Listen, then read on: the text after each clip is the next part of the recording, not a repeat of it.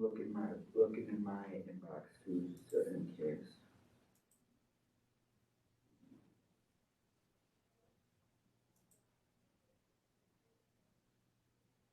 And Senator Zebel, you let me know when you sent that. Oh, Just sent it.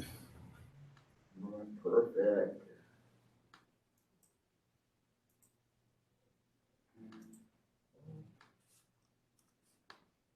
I did that in like 2 seconds, so if it's the wrong one, we're just gonna skip it.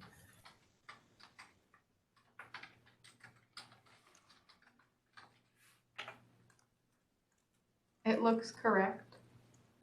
Oh yeah.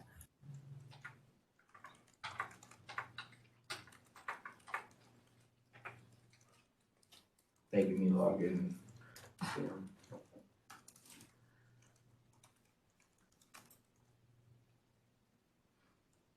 All right, and then I can, it would help, I can share this out actually. Should I do that? I think everyone probably has it. Okay. Well, then, take a look-see at those, these minutes from the previous meeting, and, I will entertain a motion at any time to approve them.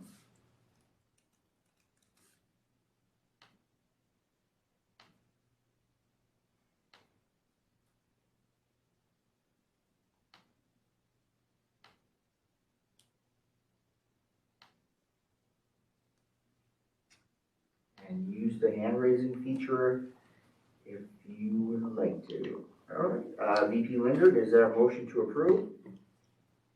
Yes, it is. All right, a motion's been made to approve the previous meeting's minutes. Do we have a second? Senator Lynn, is that a second? Yes, it is. Awesome. All those in favor who are voting members, please use the hand raising feature now and keep your hands up for me, please. And I do see the majority, so that would pass, and you can put your hands down, and thank you very much. Those minutes have passed. So moving on down now to the agenda for tonight's meeting. Same thing, take a look at it, and either I entertain either a motion to approve or to amend, etc.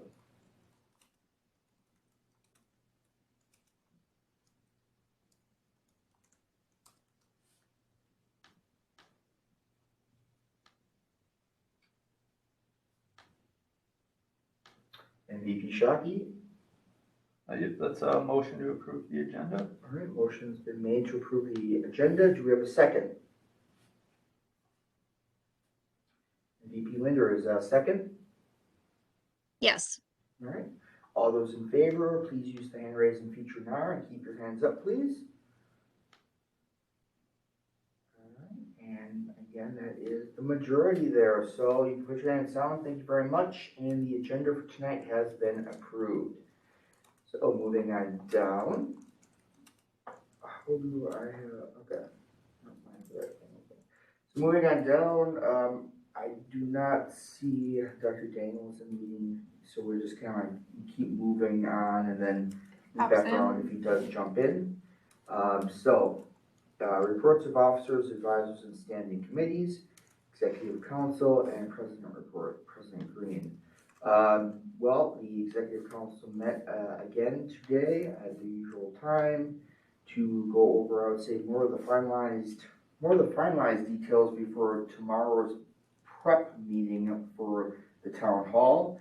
Again, I would like to welcome anybody in this group who would like to participate, help, to let me or any of the E-team members know, advisor Rome know, so we can get you on that meeting invite list, because we're going to need all the help we can get. But we were just singling down specifics in terms of who we have so far, student organizations or clubs that have RSVP'd to the form that was sent out, and any updated information with the shuttle and the commuter services in topic, as well as the textbook topic itself. Some great progress is being made on that. Then, yep, Ryan Pine is at 11 tomorrow at the teams. So is that, talking about, elections, Senate elections and,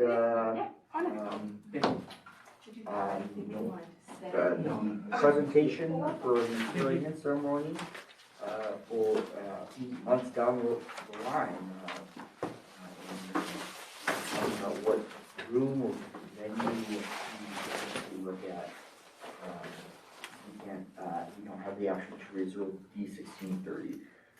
It's already taken. So, that pretty much summarizes my report. So, end of report, admin and finance, VP Shockey, your report for us. Yeah, so as I shared last week, the Finance Committee was finalizing the budget and 3-year plan, and we did complete that. And Senator Zhang and I presented to the Student Activities Board last Friday, which went super well. And then other than that, we're continuing to meet with members from the executive leadership team to review club funding requests. And that concludes my report. All right, thank you, VP Shockey.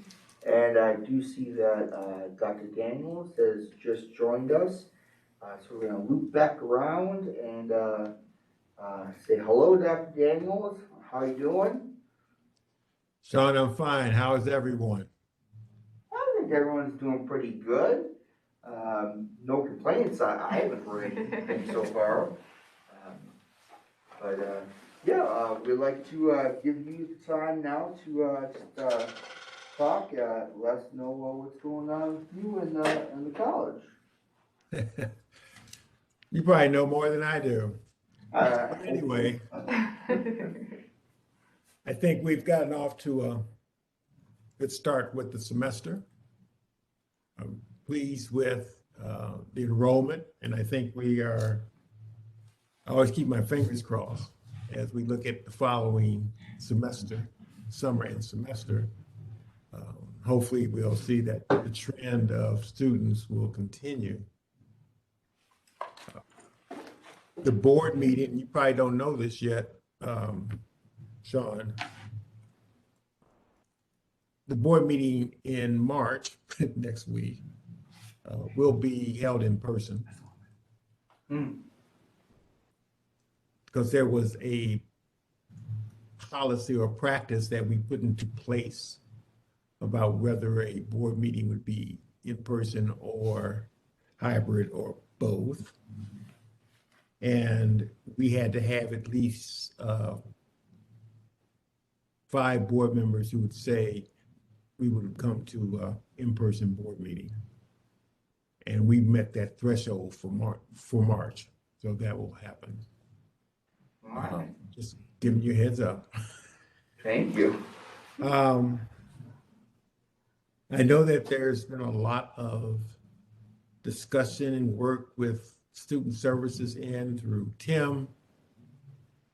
We are also doing some extensive work on the academic side, especially as it relates to Physical 23. Sometime in the end of, at the April board meeting, we will do the tentative budget. And then there's a hearing that will happen in May and approval in June. As it relates to COVID, as probably most know, Dane County, City of Madison, will lift their mask mandate as of March 1. The college is going to maintain the mask mandate through spring break. And then after spring break, we will, if nothing else happens, we will then discard that as well. And I think that's going to be, it's useful insofar as it helps people be able to communicate and see people, and it always is helpful to one's mental health to be able to see folk. I've been on campus for the last 3 days, and it's just a joy to see people that you only saw through a camera. And I think that does a lot to improve one's morale or their mental health, especially as students are meeting with faculty or staff. I think that's important. There was a small glitch on Tuesday morning, regarding the closure of classes due to weather. We sent out information for me Monday evening. I think Tim sent out to students Tuesday morning. But there was glitches in terms of the technology, in terms of the Wolfpack alert and getting that information out. And IT tackled that immediately Tuesday morning and set some new protocols. And my hope is that that will definitely be a thing of the past and will not happen again. It's really important when it's at 5 o'clock in the morning, you know, you've got students who then are going to be traveling to the college for a 7 o'clock class. And they may be traveling 50, 60 miles. Yeah. And especially when those conditions are very poor, you don't want to be in a position where someone could actually have an accident. And I don't think we heard a lot of people responding to that, but I think it's important for us to recognize that we need to do an intervention so that it wouldn't happen in the future. And that just gives you just a quick update. There's been some personnel changes.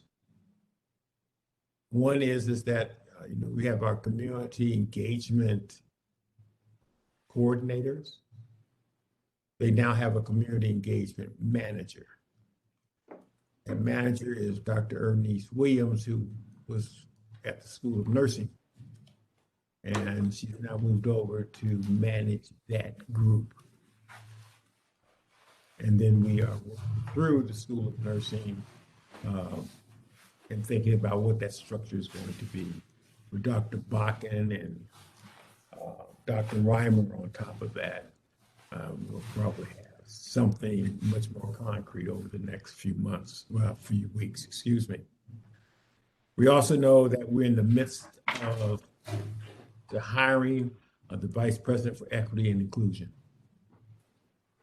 And that is top of mind in terms of the hiring of that individual. I know that all of you will be involved with that process. There will be forums as well as the interviews with the committee. Tina Ahito is actually managing and facilitating that. And I suspect, what is it, right after, I don't know the schedule offhand, but I think it's right after spring break. We'll start to bring individuals to the campus. Because I hope to be able to make a decision. I hope to be able to make a decision in early April. So that is going along fine. And then there's another number of firings that are happening for the fall term, especially from faculty. So with that, there may be some questions, comments, and try to answer them. Yeah, well, first we did brainstorm some good questions to make sure that we had some substance to give you, Dr. Daniels, but I first just want to allow anyone that has questions, comments to the stuff that you just said to be able to ask those if there is any. So I will give a second to allow for that. Does not. All right, cool. That's all right. So then I think I would have you, VP Shockey, you start with your question at first. Yep. So this is somewhat in relation to what you just discussed with Dane County ending their mask mandate at the end of this month. I'm curious to know if the college has any additional plans or changes aside from removing the mask requirement any changes to keep our community safe. I think we will still maintain our posture as it relates to encouraging folks to maintain space, doing good hygiene, the washing of your hands, watching how you should not be touching your eyes and those types of things. And I think those things will continue. There'll be nothing that, there will be no requirements. There's no vaccine requirements. There are none of those things that we are pushing forward. We will continue to keep the community update on changes, as well as update on the actions that have occurred or any activities that occur. One of the reasons that we did not want to, for a week and a half period, not to remove the mask when Dane County actually stated, because one of the things that we don't want to do is to go through this up and down process. Here we got a mask now, but now you figure 3 more days you got to do it. You won't have it, then you come back and you do something different. And we wanted to make sure that we was even as possible. And that's why we are looking at, it's the 11th, I think, is when we would end the mask mandate. And then after spring break, there will be no mask mandate, provided there are no changes within health and safety that would happen during spring break. Awesome. And then VP Linder, your question. Yes, so the Academic Council, we know, has been working for quite a long time on the credit, no credit policy. We're wondering, from your perspective, what are the benefits and drawbacks of keeping the credit, no credit option? So I can only speak from past experience and not knowing directly what the Academic Council is actually focusing in on. But for me, no credit, there are situations from which that is viable. I think it's viable when you have developmental courses and pre-collegiate courses. And as long as they can show competency to be able to move to the next level of the subsequent course, I think is fine.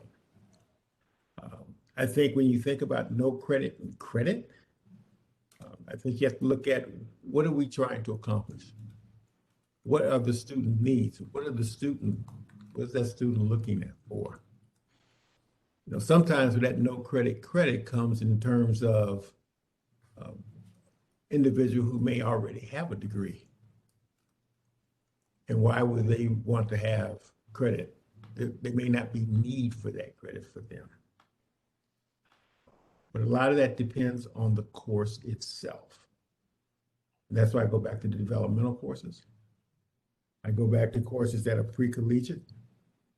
But for most courses, I cannot imagine not to have credit. And the other issue I think we have to be careful of, especially at that level, is that as students transfer, the transferring institution is going to want to see credit unless they have an all understanding of a competency-based curriculum, which numbers of four-year institutions don't. And it is essential to do that. All right. All right, so next is my question relating to Achieving the Dream. Basically, since Achieving the Dream has been established here at Madison College, or was brought up the first time, at least in my knowledge, at the College Assembly, and the idea of data team, core team, and whatnot, all the different planning and staging. I was just wondering, do you see any timeline as to when there will be any involvement involvement from students being able to participate in this, and what that might look like, even in any regard, like, Um, Again, that may be difficult for me to answer because I am not Mark Thomas, who is the co-chair of the core team. And Holly Mercier is the co-chair of the core team. And I think that is a discussion that they have to have at that level with their core team members and including the data team. But from my experience, I had an ATD school in California. And there's differences in how that is happening now than what happened when I was ATD in California, which was 11 years ago.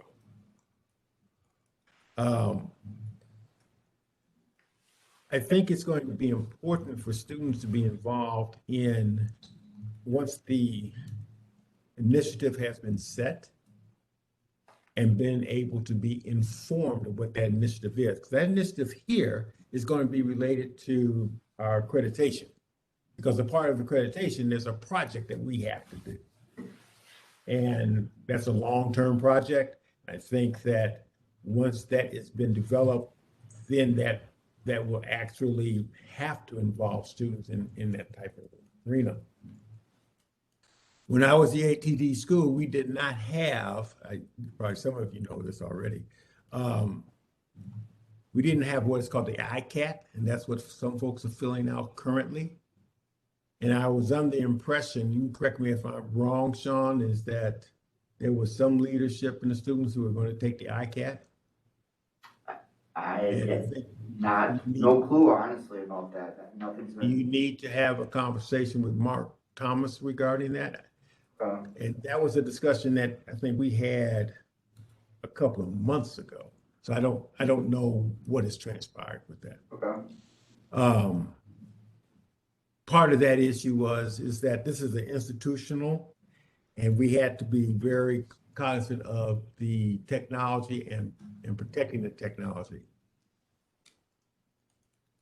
Because the board members are also completing the ICAT. I think once the ICAT is done, then they're going to the cafes. I think that's what they're called. And I think that I don't know if there can be student participation in the cafe or not. When I was in ATD school, we didn't have cafe and we didn't have ICAT. So this is it's a new experience, even for me. But I would really ask that you have a conversation with Mark Thomas or Holly regarding when would students be really involved within ATD? Outside the fact that ATD, the benefactors of ATD are the students. Yeah. Because it's looking at what are the gaps that we have, looking at through an equity lens, and trying to address those gaps effectively. And we're 3 years as a part of an ATD, as an ATD institution. So what's going to happen over the next 2 years? Because the plan has to be defined sometime during the end of this term. Well, yeah, definitely. I will definitely touch base with both Holly and Mark. I guess you answered our last question about the hiring of the new chief diversity officer. So I guess my spur question to you is next Monday, the 1st of March at 11 o'clock, we're having our Senate Town Hall. If you have some free time and want to tune in, feel free.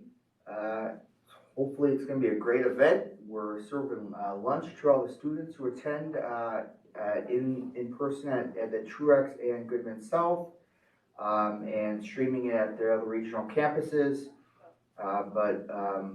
We're also gonna be showcasing some other student organizations and clubs and trying to get engagement with those and kind of just an all-around collaboration effort. We would love kind of just spreading the word. So if you got some free time around that time, you know, hang on by, I guess. Free time. You're saying I'm sorry, I didn't hear it quite. March the 4th, The first. the 1st, Yep, which is Tuesday. yep, exactly. 11, And at what time? 11 to 12.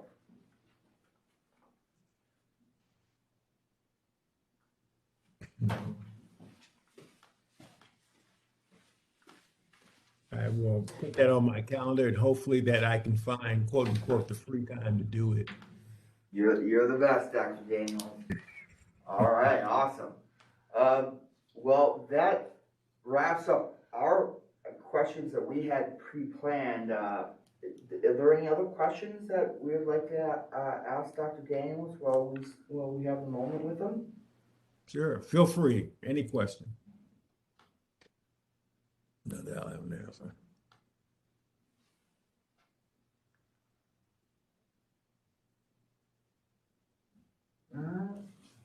So you got elections coming up? We do have elections coming up. Yeah, our deadline for putting in the application is on March 6th. And then what is that date again for the vote? March 28th through April 1st. March 28th through April 1st is when the voting elections happen. So it's that time of season again. Very excited and spreading that message. That's one of the topics we'll be talking about at the town hall as well. So trying to make sure we can recruit. So. Okay. Ellie, at the same time, and I don't know this exactly, when will be the election for the liaison to the board? That usually happens right after. The application usually opens right when we come back from spring break, Okay, and the election happens, I want to say the end of April, so that they're in place, elected before the May yeah. And then meeting. then their seat the second Monday in July. Yes. Yeah. So. Okay. Yeah. Good. Well, it doesn't look like there are any other questions. Do you have any other questions for us that you would like to ask? Not at this time, Sean. All right, that's totally legit. Well then, I guess that's that for right now. As always, Dr. Daniels, we very much appreciate you being here, guest at our General Assemblies. It's very informative, very helpful, and we really respect the fact that you take the time out of your day to do this. So, thank you. Thank you. And anytime that you would want me to come back, just let me know. Awesome. And hey, stick around if you'd like to stick around. Other than that, though, I'm gonna keep moving on down the agenda. Sean, what I would also suggest, maybe in April, Yeah.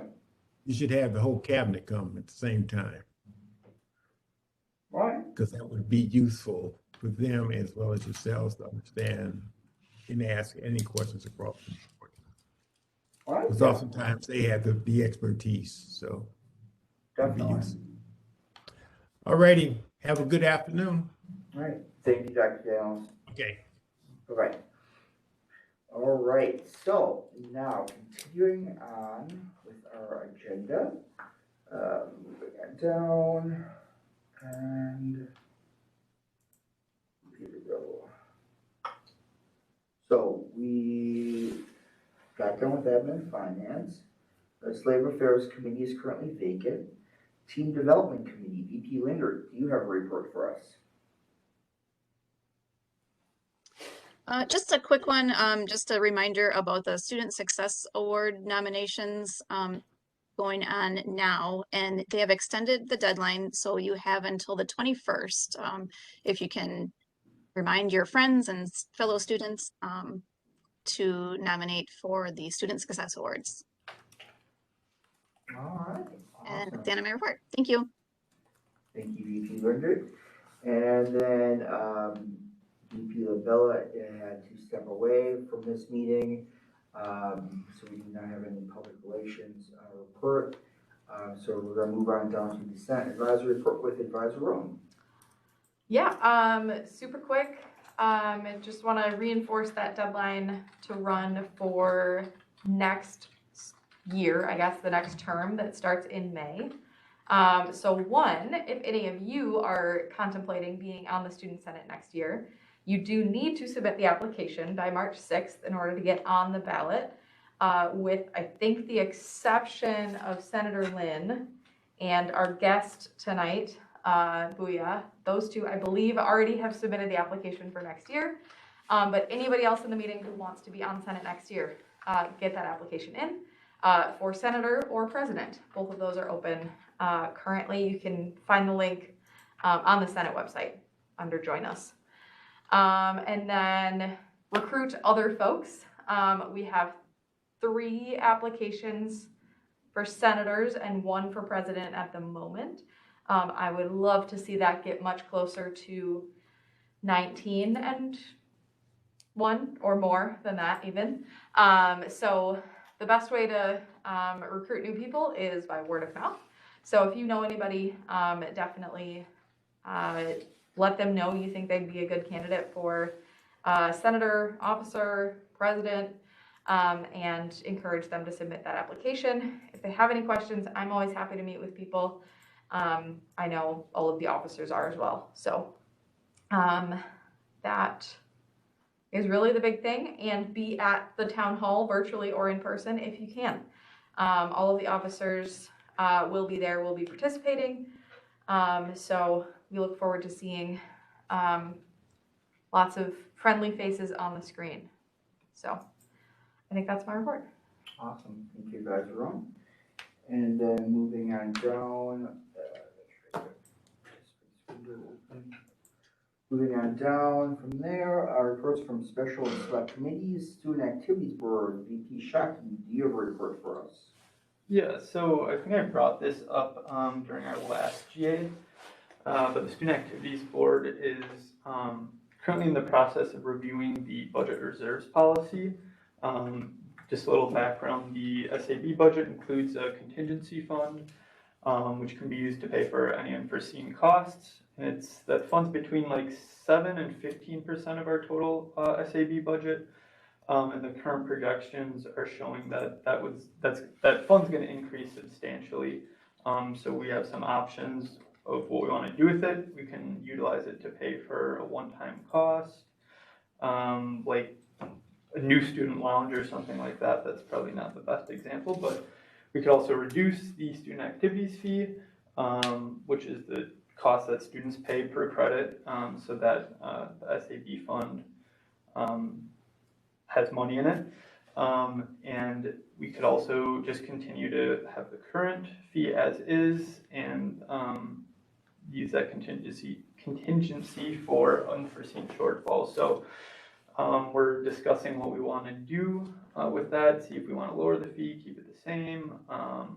And once we have a final decision, it'll be voted on. And once that vote is done and we have what we know the fee is going to be moving forward, I can share that information with you guys. So that concludes my report. All right, thank you, VP Shockey. Racial Equity Committee is currently vacant. Textbook Affordability Committee, President Green and VP Shockey. I would say that nothing new from the last report that was given last GA. So moving on down, and I don't think we have Senator Willis in here, so Public Safety Advisory Committee, I don't think we're gonna be able to get that report. So moving on down from there, reports from regional and metro campuses. Reedsburg is currently vacant. Watertown is currently vacant. Portage is currently vacant. Fort Atkinson is currently vacant. And then Goodman South. Senator Zhang, do you have a report for us? Yeah, just a short and brief one. I think today at the Goodman campus, we have Wisconsin Governor Tony Evers visit the campus. So that's pretty cool. But besides that, that's all I have. All right, awesome. And then moving on down from there, reports from College Assembly and Shared Governance Councils.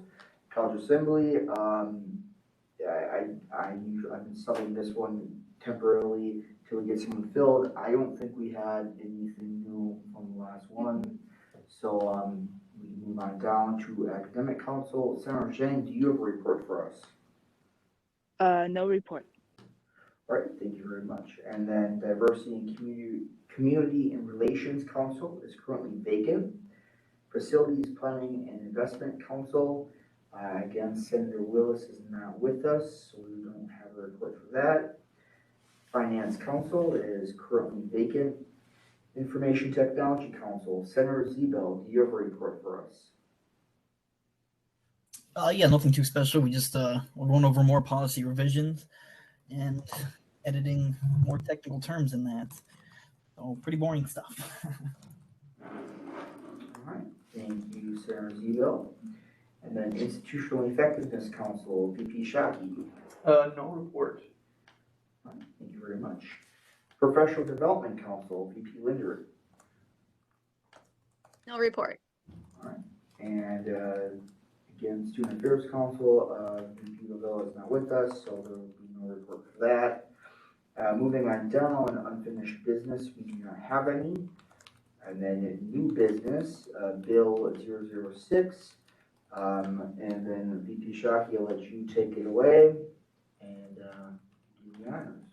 Alrighty, so I will share the bill here. It's also on the SharePoint site. Drafted by Sean and I will just read it verbatim. It's to pay for box lunches at the town hall event, but it is Bill 006, resolved by the Student Senate of Madison Area Technical College that the following article is proposed.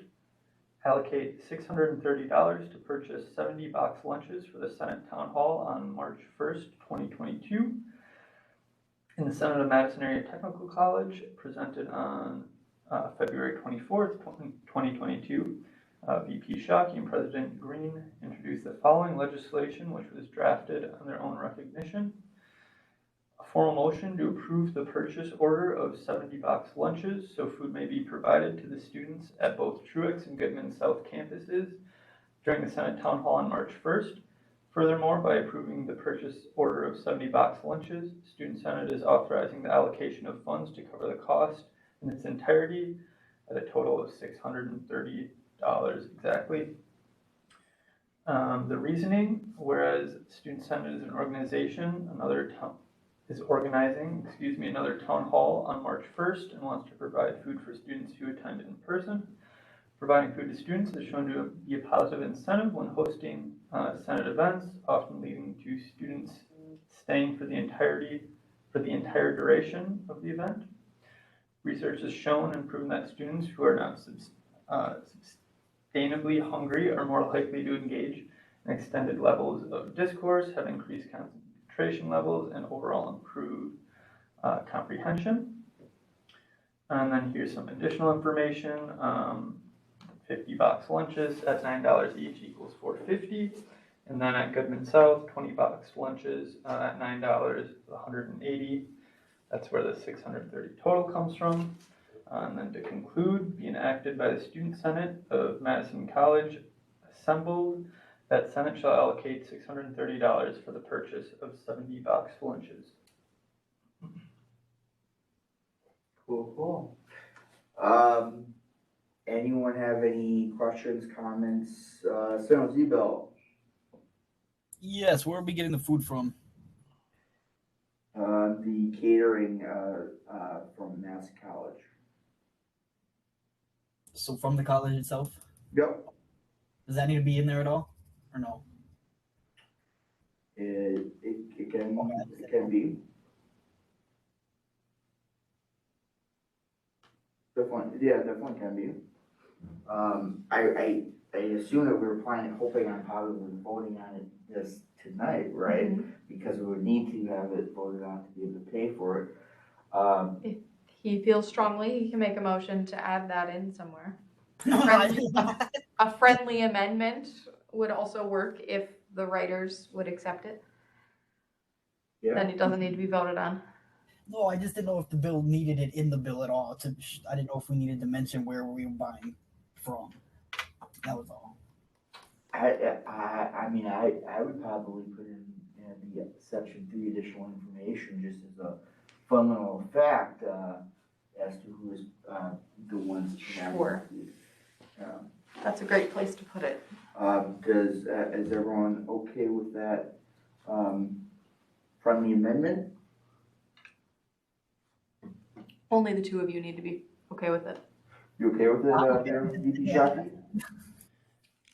Yeah, I'm okay with it, so I say, let's add so that. we're in the third part? Yeah, section Okay. 3, for additional information, you just, put in what's it called, Madison College Catering Service? Yep. Madison College Catering. So Sarah Zebel, is that sufficient, for, your request? That works. That totally works. Awesome. Do we have any other questions, thoughts, concerns, or et cetera?